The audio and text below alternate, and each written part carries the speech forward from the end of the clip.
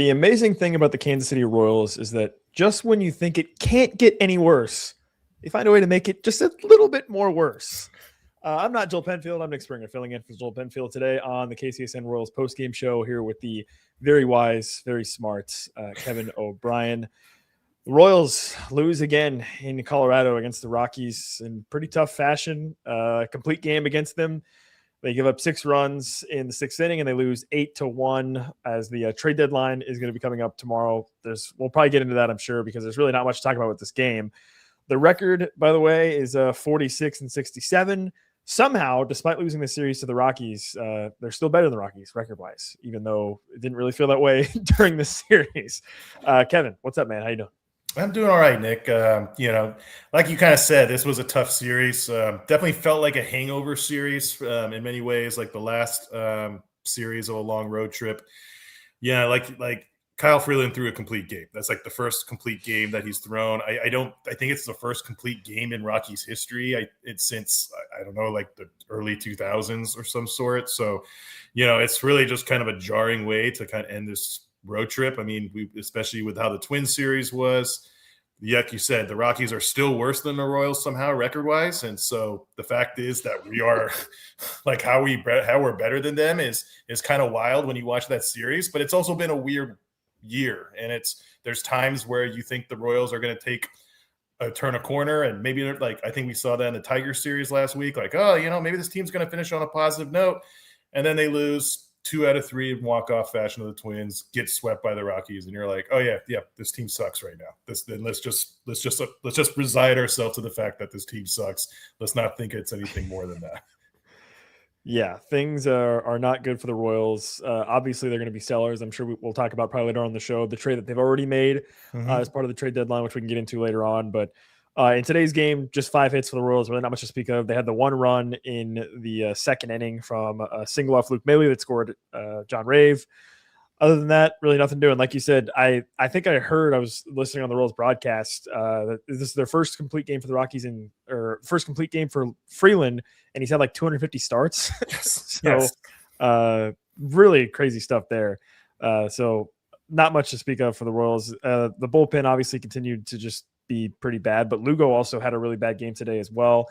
Are you buying it all? So Seth Lugo has a bad game today. Are you buying it all, Kevin, some of the tweets and things that have been put out there about the Royals are getting heavy interest for Lugo and Waka? And would a performance like today from Lugo assuade any team from being like, actually, I'm good? Yeah. I think it's really interesting. One thing that I've kind of learned from people like over the years while covering the Royals is that teams kind of know what guys are, right? So like, if Lugo's has a bad start, that's not going to sway them, right? It's not like, well, he had 5 walks against the Rockies. I guess we're not going to trade him. I think people know who they are. They know what they're getting.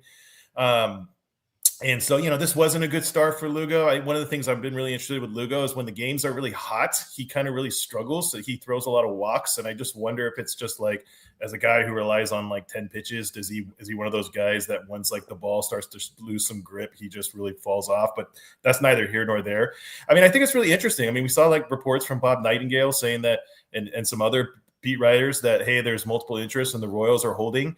I think it's always hard to say, okay, that's at the surface level, and how much salt do we give that? I mean, do I think that the Royals are going to hold on to Waka and Lugo? Like, if I had a gun to my head, I'd say they probably will. But, I mean, we still have some time towards the trade deadline, and those guys are valuable arms. And, and the reality is that for teams that want to get better, not just for the stretch, but for next year, it's Lugo and Waka, even though they're old, even though they make a lot of money. If you look at what the free agent class is, you're going to see more guys that are close to Waka and Lugo than you're going to see Tariq Skubal on the free agent market. You're going to be paying 36-year-olds $18 to $20 million per year. So really, as much as we want to hate Lugo or mostly Lugo, I think Royals fans understand, like, hey, Waka's been solid. He's been great. Lugo's been kind of polarized in the last couple of years. But, I mean, it's like if you're a team, you could say, hey, like this could be better than getting Sonny Gray or Zach Gallen, who's had a bunch of injuries, or whoever else has a bunch of injuries right now. At least Seth Lugo stayed healthy relatively. So I don't know. I think the Royals should take advantage, but I also understand, like, hey, like we're not going to trade him for Drew Waters 2.0 and a bag of balls. Like, I understand that. I understand you want to blow up the team, but you also innings. You still got to play competitive baseball. You still got to build some momentum for next year. I know that's not something Royals fans want to hear, and I get it. I'm frustrated. Everybody's frustrated. I mean, that after that Twins game, I think probably half of 96.5 radio cast went off on Twitter after the game. It's like the most I've seen from the Royals blow-ups I've seen from them this summer. So, I understand people are frustrated right now, but at the end of the day, it's like, you got to field a competitive team, not just for the fans, not just for yourselves, but just just as a baseball team, you're professional athletes, you're a professional organization. You got to provide something out there. Yeah. And you've still got 50 games left, less than 50 games at this point to get through. So again, like I said, you can't just trade everybody. You still got to have a team. You still got to run out there for another, almost 2 months. So you still have to have a team together. Yeah. And again, if you want to build a team for next year, I mean, again, if you're losing 120 games with a real crap team, that's not going to persuade free agents. That's not going to everybody's like, oh, we should buy free agents. Well, who's going to want to come to a team that's like, well, who's your starting opening day starter? Well, I think it might be Noah Cameron. It's I'm sure a free agent's going to be like Taylor Ward, who's going to say, I'm good. I'm gonna go somewhere else because if Noah Cameron's my opening day starter, I don't think we're going to win a whole lot of games. When you look at the standings right now, it is actually shocking how many other teams are, quite frankly, just as bad as the Royals or worse. The Angels have the worst record in the league, by the way, right now at 42-69. But then you've got the Rockies, who are now at 45-67 after winning today. We mentioned the Royals. You've also got the Giants, who are at 47-64. The Mets, who are at 47-66. They've already made a couple trades as well before the deadline. You've also got the A's, who are down there at 45. And so it is surprising that there's that many bad teams right now in baseball. And honestly, that might actually hurt the Royals because there's probably more teams that are looking to sell off pieces that they have. And so that maybe might dilute the market a little bit more if the Royals are trying to move on from some bigger names. What I think is really interesting, if you look at the common thread of all those teams, it really boils down to pitching. I mean, you look at Angels, terrible pitching. Athletics, terrible pitching. Really funny, right? Because I think you talked last year. Everybody's saying "Ooh, the A's are ahead of the Royals. The A's have Nick Kurtz and they have Jacob Wilson. This is the standard of the team of the future, and they stink. They because they don't have any pitching." Rockies, issue is a pitching, though you wouldn't have known it from this series because their pitching looked awesome. And then you have who else was that? The Mets. Their pitching has been really underperforming. Freddie Peralta was traded today, but Freddie Peralta has an ERA in year 5. He hasn't been very good. So it's been really that's great. I love when people, that's fine, guys. Feel free to share a comment. But please try to be, somewhat. Oh, it's okay. It's okay. I'm just keeping it real. But anyways, these guys will be.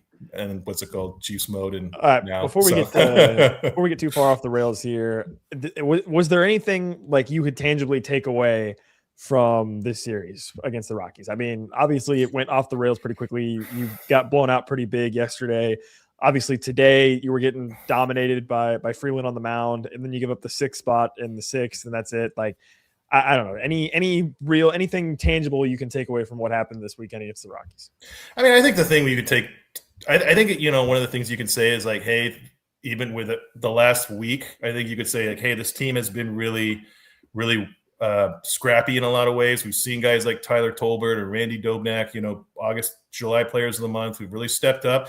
But at the end of the day, it's you got to have players to win. And this was kind of this kind of showed when you don't have Michael, when you don't have Bobby, when you don't have Vinny, when you don't have your top pitchers like Reagans and Bubich, and you don't have a bullpen, eventually you're going to look bad. And I think the Royals, we saw it coming out of the break. I think, out of the break, they kind of came out rejuvenated. I think they came out with a chip on their shoulder to say, hey, we're going to show that we're not scrubs. And they had a good series homestand against the Padres and the Giants. They basically knocked the Tigers out of the playoffs. But then bad series against the Twins, awful series against the Rockies. And that's just because they don't have talent. And that's a question of depth. And I think that was a big concern this year is yes, they have top talent, but do they have depth? and their depth really just was obvious today, and that's going to be a big concern going forward. All right, well, let's continue the conversation about the trade deadline because that kind of becomes, I think, the main focus here. We'll talk about the trade the Royals have already made, expand a little bit more on other possibilities for Kansas City. We'll do all that right after this break. With Yucca Boom Color Bar, what we're offering is luxury color services, but we're doing it on our client schedules. Didn't want to feel like or be a traditional salon. We wanted it to really feel like something completely different, especially for the Kansas City area. What we were trying to do is trying to find a brick and mortar that we could put a salon in. And it got complicated. And so what we ended up doing was pivoting, and we went into like a business acquisition mode where we were going to find a hair salon and then we were going to turn it into what we wanted to do. And Emprise was 100% behind that. Like, we didn't just have a contact, we had a team, and they cared. And we never sat in limbo at all with Emprise. They pushed us through, they helped us, support us. And not only that, but they've been our biggest cheerleaders since the day one. everybody who wanted our money, it was very difficult. It was very challenging part of it. But the people who were giving us the money, Emprise Bank, that was the easiest part. So we will always be grateful to Emprise. I'm Cricket, I'm JC. and together we're the owners of Yucca Boom Color Bar. Come see us at Park Place.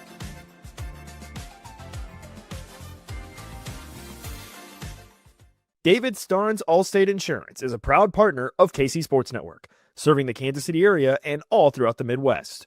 If you are looking for new coverage or something that better suits your home, auto, health, or any of your other insurance needs, give Dave and his team a call. Elevate your coverage and be worry-free with David Starnes Allstate Insurance. This is the KCSN Royals live postgame show. I'm Nick Springer, filling in for Joel Penfield today, along with Kevin O'Brien. If you're with us, man, you are a trooper because it's looking pretty bleak out there. But it is still summertime. The sun is still shining. And you know what that means? You're going to need some sunglasses. And if that's the case, you should be checking out shadyrays.com for your sunglass needs. They've got you covered with real-life sunglasses, seriously good-looking, polarized, durable, and not stupidly expensive. And the best part with Shady Rays is if you lose or break them, even on day one, Shady Rays will send you a brand new pair. So if you're at the K, Royals are bad, you're angry, you take your sunglasses and you throw them in the fountain in frustration, guess what? Shady Rays will send you a brand new pair. Now, I will say, I wouldn't tell them that you threw the Shady Rays in the fountains, but they'll still send you a brand new pair with no questions asked. That you get a brand new pair. So you can wear your sunglasses without fear this summer, the rest of the summer, whether you're on a hike, you're going out to the lake, on a boat, at concerts, wherever you are, they've got you covered. Check out Shady Rays. This is eyewear that has your back. You can go to shadyrays.com and use code KCSN50, KCSN50 for 50%, 50 off of 2+ pairs of polarized sunglasses. By the way, Joel Penfield is going to have a special edition of One Royal Way on Monday afternoon live, reacting to the MLB trade deadline. So he'll have his thoughts on everything that's happening around the trade deadline for the Royals and really across the league. So be sure to be subscribed to the channel so you can check that out on Monday afternoon, wherever you get your podcasts, and right here on YouTube as well. If you're joining us live today, you can share a comment, share your thoughts. Obviously, it's a frustrating time for the Royals, and they've had two really, really rough series leading into the trade deadline.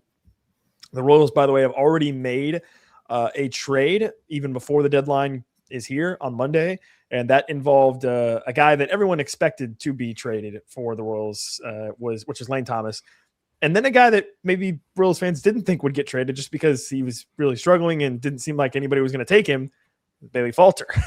Yeah. And in return, they got the number 8 prospect for the Braves in Braun. Kevin, I know you're on the Royals pipeline. You're big into that stuff. What can you say about, have you had a chance to look into Braun at all, and maybe what your thoughts are on what the Royals got in return for who they traded over the weekend? Yeah, I think the Royals got a pretty good return. I mean, considering for a rental in Lane Thomas, he's going to be a free agent after this year, so it's not like he has a ton of long-term value, which limits your prospect return. Lucas Braun, if you want to say what kind of pitcher he's like right now, I would very compare him to like a Stephen Kolek. I mean, if you look at kind of his metrics, not a high CSW guy, not a high K rate guy, but he doesn't walk guys. He throws a lot of pitches, has a 6-pitch mix. None of the pitches really are overwhelming, though I know that his cutter and his slider have been 2 pitches that scouts have really talked about.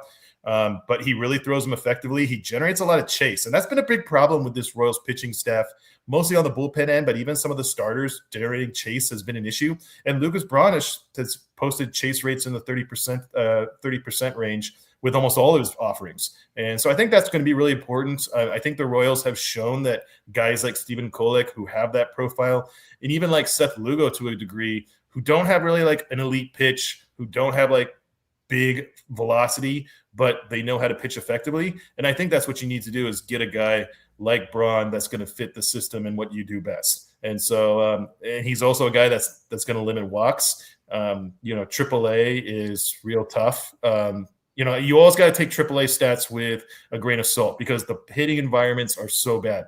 I know that's one of the reasons why a lot of people are ripping the Tigers, kind of talking like, oh, River Ryan. And I know River Ryan's older, and they talk a lot about his ERA. But you go west of the Mississippi, it's pretty much like you're playing in Coors Field. I mean, all your pitchers are just going to get lit because the ball's going to carry.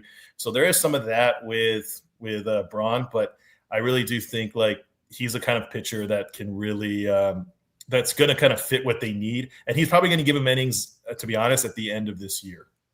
Well, that's exactly what I was going to ask you. Is he already was assigned to Omaha, and like we were discussing earlier with the trade possibilities for the Royals, seems like Braun is going to be a guy that you might see in Kansas City sooner rather than later too. Yeah. I mean, they might have to. I mean, Luinder Avila's just went on the IL, elbow soreness. I mean, I think, to be honest, with Avila's increased load this year as a starter, he was mostly used as a reliever this year. I wouldn't be surprised if they really slow it down with him, maybe shut him down for the rest of the year. I don't know if Stephen Kolek, when he's going to return. So, yeah, you're right. Like, I think you're probably going to see Braun thrust into action, because they just don't have a lot of options right now on the 40-man roster that can fill in for starter innings. Were you surprised that the Royals were able to offload Bailey Falter also as part of this, just in terms of what he's been, and I mean, getting him to add into that deal? Or did that surprise you at all? It did a little bit. I think it surprised me because his name wasn't really floated. I know that he was a guy that, according to a lot of reports, he was being pushed this offseason as a trade candidate. I think that's why they kept him on the 40-man the 40-man, because they wanted him to be able to get some trade value, and it just never materialized. Falter doesn't do a lot of things well. I mean, he's to be honest, his tenure in Kansas City has been a lot worse than it was in Pittsburgh. I just don't think it's really worked in Kansas City. I don't know what it has been, but it hasn't worked. He was serviceable in Pittsburgh. I mean, he wasn't a great pitcher, but he was a 4.45 ERA pitcher, which, it's serviceable. I mean, he stayed healthy. The one thing that's really interesting about Falter is he's has a lot of good extension on his pitches. And so his arm extension is really long. Some organizations really love that. And then I also think that the Braves, I think they like kind of pitchers with his profile, maybe not a lot of elite stuff, but it's like, hey, he's got the size, he's got the extension. Let's kind of see if we can do something with it. Because, the Braves have kind of been a team that's had to really rotate through a lot of injured arms. I mean, they haven't done a good job of preserving arms. And I think that's probably why they decided to take Falter in the deal, because they're just like, dude, we just need another arm. We might lose. We don't know about Spencer Strider. We don't know about his health. We don't know about other guys. Let's just add some depth. And then for the Royals, I think they were just like, oh, yeah, you want to take him aside? We'll take him. And I think that maybe that helped them get their second pitcher in the deal, Carter Holton, which is another intriguing pick that the Royals had ties to in the 2024 draft. We talked about Lugo and Waka kind of at the start of the show a little bit. Anything else you want to add with them? And then who are maybe the other guys you think you'll be keeping an eye on, this time tomorrow on Monday, whenever you're listening to this, 5:00 on Monday as the trade deadline wraps up? Yeah, I'll be really interested because, we're starting to see some of the big arms go off the table, right? We saw Freddie Peralta. We saw Luis Castillo. We kind of saw a really interesting deal with Castillo. I mean, it's kind of a meh deal because some of the guys that were kind of acquired from the Mariners, it's like those are guys that have some potential but haven't really put it together. We saw Freddie Peralta get traded today to the Rays. And so I think, right now, I think that's really going to increase Waka's value. I think Waka is definitely the one that's going to be the most intriguing for the Royals. I would not be surprised if some of the asks or the offers start to heighten a little bit. And I think that's going to put JJ into dilemma. And I think especially after this series will be really interesting, right? Because, right now it's a deflated clubhouse, and I get it. Like right now, like the season's over. Any kind of hope that you kind of had right now has been long gone. You got to look to the future. And I know people are talking about 2027. Are we going to have a 2027 with all the labor negotiation talk? So, I think I wouldn't be surprised. Do I think it's going to happen? No. But I also think that when people look at reports from Bob Nightingale or Jeff Passan and say that's gospel, that doesn't always the case. Guys get traded that weren't supposed to get traded because a deal happens at the final minutes. And I think what the end of the day is, I think we're going to see some kind of deal. I think there's a surprise trade in there. I don't know if it's Waka. I don't know if it's Lugo, but I think there's a surprise trade there that's going to happen. I think somebody just brought this up in the comments. Thank you for commenting appropriately. So it's, I think we could see a Massey or Lofton trade because I do think those guys have value. I do think that those guys, Lofton to me is the most interesting one because you have Michael Garcia signed for long-term. Lofton is not a great second baseman. Defensively, his metrics are very bad at second base. Ideally, you would like him and Massey to platoon, but the reality is just it doesn't work. And you're not going to platoon Lofton and Michael Garcia. Michael Garcia, you paid him to be the third baseman. And Michael Garcia was having a very good year before the hand injury. His April was very good. Then he got his hand injured, and he just was never the same. So if you have a fully healthy Michael Garcia, who's like 2025, then you don't really need Lofton. And I'm not sure that Lofton's stock is going to be any higher. So he kind of feels that if we're going to see a Freddie Fermin kind of trade, like, oh, whoa, I didn't expect that one to happen. He's kind of the one that I see the most candidate to be traded in that fashion. Shout out to Ty from the YouTube live chat for asking that question. If you have any other questions or comments, feel free to drop them in the chat. Again, we prefer to keep it somewhat polite here. I understand people are mad, people are frustrated. Really bad series against the Rockies, and now you're into full sell mode. Yeah. Also, I wanted to pick up on what you mentioned about the possibility of 2027. You have the Tarek Skubal trade, obviously, with them going to the Dodgers, and that seemingly, I think, for a lot of people has tipped the scales more in favor of like, man, is there going to be a 2027? I guess kind of a two-part question here. One, where do you land on that? And then two, if you are on the Royals front office, does that sit in the back of your mind at all? Like when you're making moves, like, hey, we're going to make a move for 2027, but we don't know if 2027 is going to happen. Like, I mean, how much do you think realistically that could impact decision-making in the Royals front office or really any front office around the league? I mean, I think it's really interesting, right? Because I think if you are confident that 2027 doesn't happen, then reports don't come out that you're holding on to Waka or Lugo, right? I mean, because the reality is yeah, you would have control. I think they both have options for 2028, but they're going to be a year older. They're going to be a year without play. So I think if you're like, hey, baseball's not happening, you'd be trading Waka and Lugo, right? Because you'd be saying that, hey, like there's no point. More stockpiling of young guys, right? At that point. Point. Exactly. But, I think it's really interesting, though. It's like I also wonder if that's happening in the trades, right? Is that why, like, maybe if this was last year and people were inquiring about Waka and Lugo, maybe the trade offers were a lot better and the offers aren't there because teams are worried about 2027. So I think it's a really hard one. I also think, right, like the Skubal deal, it was a good deal, but it wasn't like a blow-away deal. I think everybody was expecting something Juan Soto-esque where you're going to get 4 or 5 players, and this is – because we all know, like, the Skubal is going to be – like, the Dodgers are going to be the lead suitors to sign him in free agency. So, like, it's not like he's going somewhere that it's not like a CC Sabathia Milwaukee situation when he's going to be gone at the end of the year. So I think that's really interesting that the Dodgers didn't even have to really give all that much. Which makes you wonder, like, hey, our team's concerned about next year. I can't imagine a season without baseball. I know that there's a lot at stake here, and I know the negotiations are very far apart. I think at some point, once games start happening, something's going to give, and once people's pocketbooks are hit, whether it's the players in or the owners in, that's going to make the difference. Do I think we're going to have a 162 game season? I don't think so. But I could see a 144. I could see a 140 season. I think that's totally plausible. And I think that's what a lot of teams are banking on But I think some are being kind of cautious because they know there's going to be major changes in the next year. Well, Kevin, I'm not old enough to remember this, but I will say my dad constantly talks about what was it, 93 season, 94, whichever 94, year it was. yeah, 94. Yeah. Dude, my dad brings that up all the time because he was like, I love baseball. And then the 94 lockout season happened, and I was like, I don't know if I really care about it that much anymore. So it's, there's also the possibility of, losing fans, right? I mean, people without anything to look forward to or without a season, they check out even more, right? And especially when you got a team like the Royals right now. So it's a fascinating thing. I'm not going to pretend like I'm an expert on the X's and O's of negotiations or like whatever, who has leverage, who doesn't, whatever it is. But certainly a lot on the line for that, however it plays out. So yeah, and I think it's a big thing. A difference between this and 94 is that fans are more player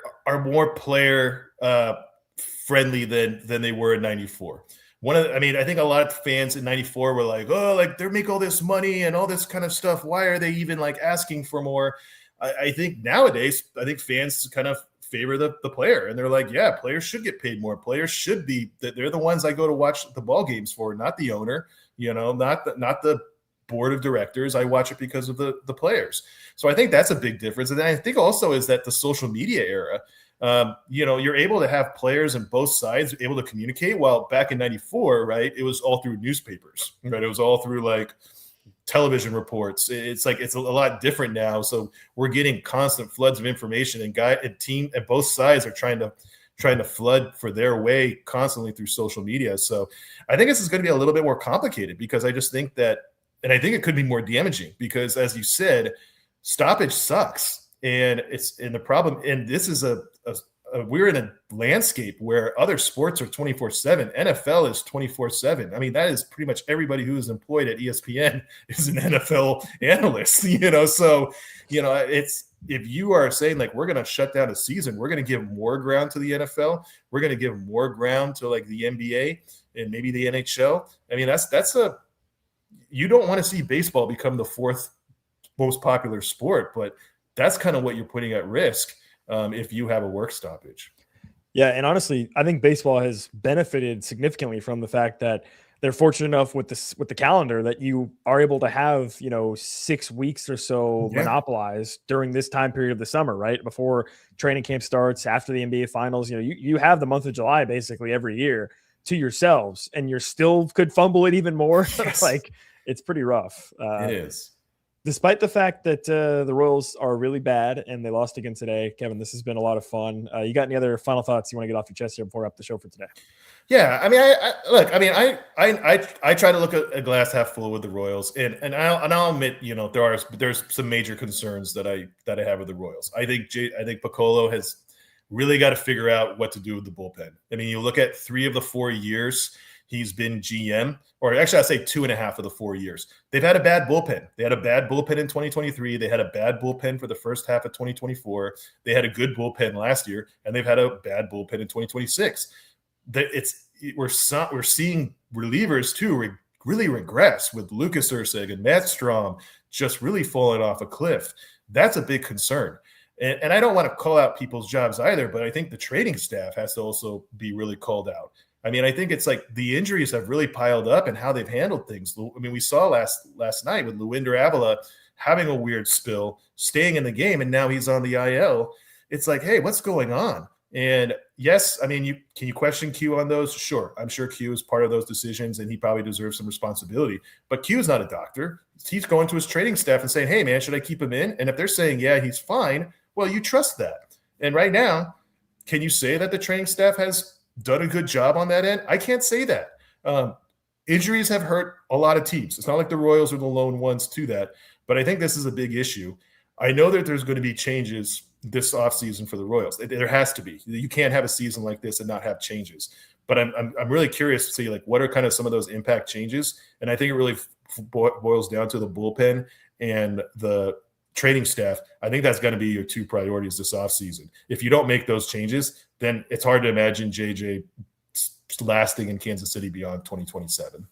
Well, I think the other point, just on the injuries real quick, is I think the worst thing that the front office could do is look at the season and say, gosh, dang it, we got the rail bay injuries. Yeah. Because that's not what happened. No. You were already circling the drain long before the injuries started to pile up, right? So I think that would be such a wrong way to analyze this season, like to do an autopsy on the season, is to be like, oh gosh, like if we just hadn't had all these injuries, we could have still been in it. Like, no, not really. Like, things were already trending downward, pretty rapidly even before the injuries piled up. So yes, the injuries have made things significantly worse, but it's not like you were in playoff contention before the injuries happened. No, that wasn't the case.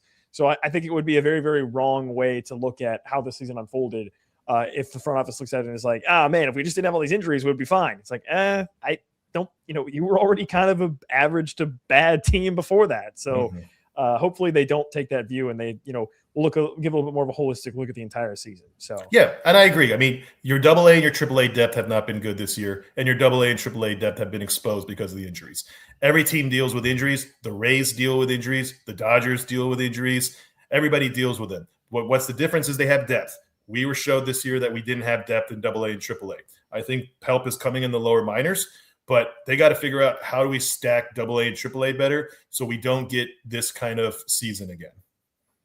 By the way, Joel Penfield will be live for a reaction show on One Royal Way tomorrow afternoon, Monday afternoon, wherever you're listening to the podcast side of this as well.